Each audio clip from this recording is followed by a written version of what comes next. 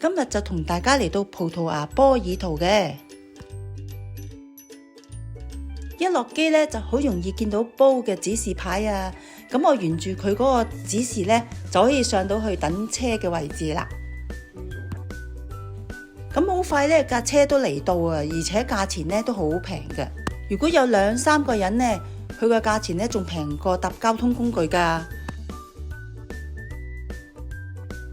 咁我哋放低咗行李咧，就喺酒店附近嘅一個 market 咧就食咗個午飯嘅。喺裏邊見到咧都係大部分係當地嘅人喺度用膳嘅。呢個 market 咧都樓高2層，有成20間嘅食肆噶，而食物嘅種類咧都好多同埋好豐富噶。買完咧仲可以揀室內或者戶外嘅空間嚟用膳噶。咁我哋咧就揀咗份乳豬包，都幾好味，同埋呢一個嘅鱈魚啦，哇！切開咧個質感係好爽啊！波爾圖嘅居民啦，同埋 Harry Potter 嘅 fans 咧，都普遍認為羅琳喺波爾圖居住嘅期間，受到呢個噴泉嘅啟發，將獅子噴泉嘅造型應用咗喺格萊芬多嘅標誌上。大家又覺得似唔似呢？咁喺獅子噴泉嘅附近呢，就有一間被譽為係世界上最靚嘅書店，叫萊羅書店啦。咁由於咧都見到咧出邊呢度個隊好長啦，而且入到去咧太多人，亦都睇唔到書，所以我哋都冇準備入去啦。可以喺網上咧買票嘅，咁就10歐嘅，可以喺入邊買書用翻嘅。卡爾莫教堂呢係波爾圖咧最知名嘅洛可式嘅建築，而最引人注目嘅咧就係教堂東側嘅呢一個藍白花磚啦。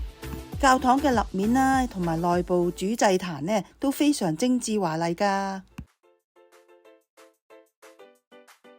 咁就嚟咗呢個杜羅河啦，去欣賞下佢哋嘅日落同埋夜景嘅。見到沿途呢，仲有好多人喺度表演添啊！咁喺呢個咁好嘅天氣之下呢，我都好享受咗呢個美麗嘅黃昏啊！我而家行緊呢一個嘅路易一世橋。係一條雙層嘅跨渡大橋，上層呢就係俾地鐵行嘅，而下層呢就係行車嘅。而杜羅河嘅夜景呢，真係十分美麗啊！如果過對面嘅新城區嘅觀景台呢，可以上樓梯呢，上面嘅橋通過去嘅，但係呢都原來有 lift 可以搭上去嘅。我哋睇完日落呢，就準備去食晚飯啦。咁就隨意咧入咗呢一間嘅餐廳度食嘅，但係咧其實冇乜特別咯，都好失望嘅對呢一間餐廳。馬托仙羅呢一區咧都係一個漁港嚟嘅，所以我哋第二日咧就去咗呢一間嘅餐館咧度食啦。咁呢一條街咧全部都係餐館嚟嘅，而且佢哋嘅價錢咧都好親民嘅喎。而我個人咧就極力推介呢一間餐館啦。呢個就係魚湯啦，仲有一個嘅馬介休，哇！我睇翻都想食啊！切開呢，佢係好綿嘅，同個味道呢係啱啱好，唔會過鹹咯，一絲絲嘅感覺。而個燒沙甸魚呢，仲會拼埋個沙律菜啦，同埋薯仔俾你。咁你食完呢一個好滿意嘅午餐之後呢，就試搭呢一個嘅地鐵去返新城區啦。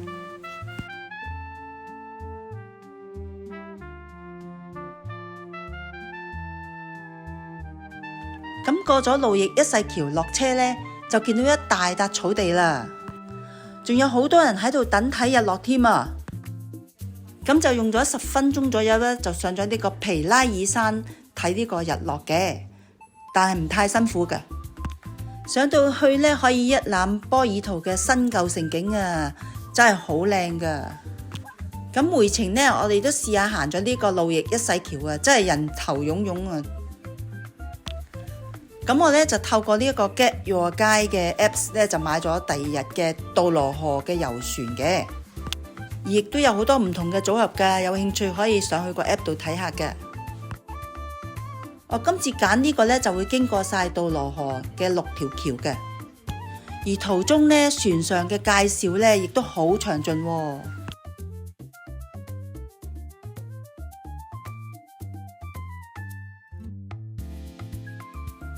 我哋就係坐呢隻船啦。今日我哋上船啦，個天氣咧真係好好啊！沿途咧都見到好多波爾圖嘅特色建築物啊！咁喺新城區呢度咧，仲有好多波特酒嘅酒廠添㗎。如果有興趣嘅朋友咧，亦都可以去佢哋啲酒廠度咧參加佢哋嘅導賞團啊，同埋可以試酒添㗎。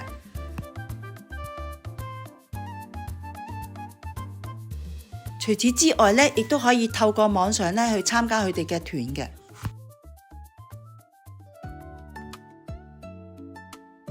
嚟到波爾圖就一定要試佢哋嘅葡撻啦。咁我都食過幾次呢一間呢，都係真係幾好味嘅。佢裏邊嘅蛋漿呢嘅質感呢就比較挺身啲嘅，而個蛋味呢唔係太重，都有提供肉桂粉同糖粉嘅。咁我都試搭咗呢個電車啦，咁我就搭呢個1號嘅。呢個1號呢就係沿海線嚟㗎。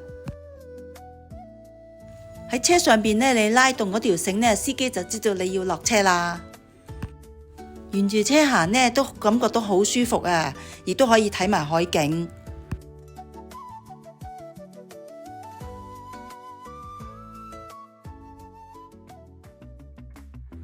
呢間嘅罐頭魚呢都好特色啊，佢哋嘅擺設啊、裝修呢，好吸引啲遊客㗎。而最吸引我呢，就有呢啲出生年份嘅罐頭魚啊，但係咧價錢係唔平嘅。呢一個本篤火車站咧都被譽為係世界上最美嘅火車站嚟㗎。大廳入邊咧就由2萬塊嘅藍白瓷磚拼砌而成嘅，內容咧都係描繪住葡萄牙嘅歷史啦，同埋佢哋嘅民族風情嘅。而呢個火車站咧而家都係仲用緊嘅。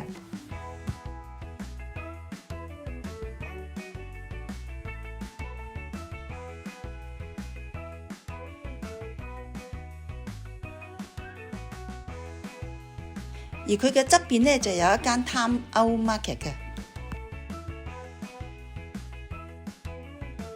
入到去呢，都見到有好多精選嘅餐廳添。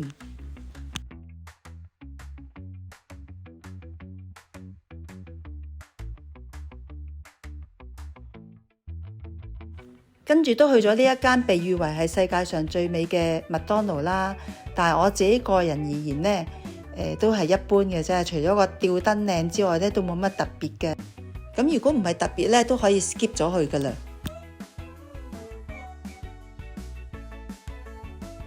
咁喺隔離咧就有波圖嘅 City Hall 嘅，咁我哋大家都係可以喺嗰度打返張卡嘅。下一站咧，我就會同大家咧去到呢個里斯本咧試佢個海鮮飯啊，仲會去揾葡撻嘅始祖店啊！大家有興趣就記得嚟用我下一條片啊！鍾意記得俾 like、share 同埋 comment 喎。咁我哋下條片再見啦，Hasta luego！